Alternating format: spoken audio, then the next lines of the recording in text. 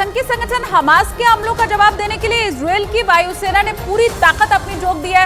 Israel की इस बदले की कार्रवाई की कई तस्वीरें भी अब सामने आ चुकी हैं और इतना ही नहीं, नेतन्याहू ने हमास के लड़ाकों को धमकी दी है कि वो कहीं भी अब छिप नहीं सकते और उनकी इस धमकी के बाद ये माना जा रहा है कि उनके निशाने पर अब पूरा का पूरा गाजा होगा।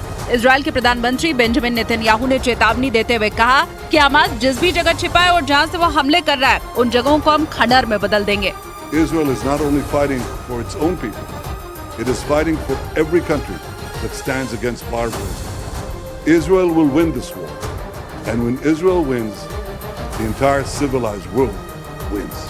नेतन्याहू ने आरोप लगाया कि वो इस युद्ध में नहीं कूदे, बल्कि उन पर ये युद्ध थोपा गया। हमास ने इजरायल के लोगों के साथ बर्बरता की, जिसका जवाब अब इजरायल ऐसा देगा जिसे वो कभी नहीं भूल पाएंगे। गाजा पट्टी वो जगह है जिस पर फिलिस्तीन के कट्टरपंथी संगठन हमास का कब्जा है। इजरायल दावा करता है कि वहां हमास के लड़ाकों को ट्रेनिंग मिलती है, जिसके बाद वो इजरायल में हमले करते हैं। यही वजह रही कि गाजा पट्टी सालों से इजरायल और फिलिस्तीन के बीच खूनी जंग का मैदान बनी हुई है। लेकिन इजरायल ने ऐलान किया कि इस बार गाजा में आर पार की लड़ाई होगी, क्योंकि हमास ने गाजा पट्टी को लॉन्च पैड की तरह इस्तेमाल किया और इजरायल पर 5000 मिसाइलें दाग दी। क्योंकि 6 से 10 किलोमीटर चौड़े और 45 किलोमीटर लंबे इस इलाके पर हमास का कब्जा है। इसकी पूर्वी और उत्तरी दिशा में इजरायल बैठा है और पश्चिम में भूमध्य सागर है, जिस पर इजरायल का कब्जा है, और दक्षिण में मिस्र है।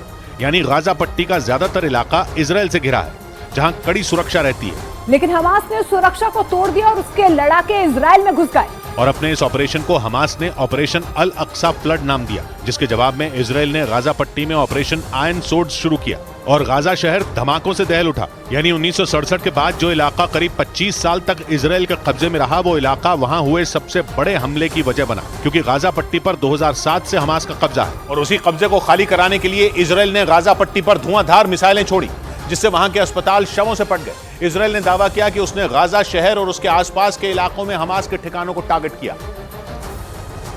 लेकिन फिलिस्तीन ने दावा किया कि इजरायल की मिसाइलें रिहायशी इलाकों में भी गिरी, जिनसे गाजा पट्टी में कोहराम मच गया, क्योंकि इजरायल की मिसाइलों ने कई हंसते खेलते घरों को उड़ा दिया और उन धमाकों में गाजा शहर में रहने वाले 400 से ज्यादा लोगों की जान चली गई, जिनमें बच्चों की अच्छी खासी संख्या बताई गई। यही नहीं, इजरायल की ओर से रात दिन दागी जा रही मिसाइलों में सैकड़ों लोग घायल हो गए, जिन्हें अस्पताल में भर्ती करवाया गया। हालत ये हो गई कि गाजा शहर के अस्पताल शवों और घायलों से पट गए। वहां पहुंचने वाले लोगों को देखकर कलेजा मुंह को आ गया, क्योंकि भले ही इजरायल ने दावा किया हो कि उसके रॉकेट हमास के 800 ठिकानों पर गिरे, लेकिन गाजा शहर से आई तस्वीरों ने अलग ही हालात बयान किए, क्योंकि फिलिस्तीन ने कहा कि इजरायल के रॉकेटों ने आम लोगों की जान ली।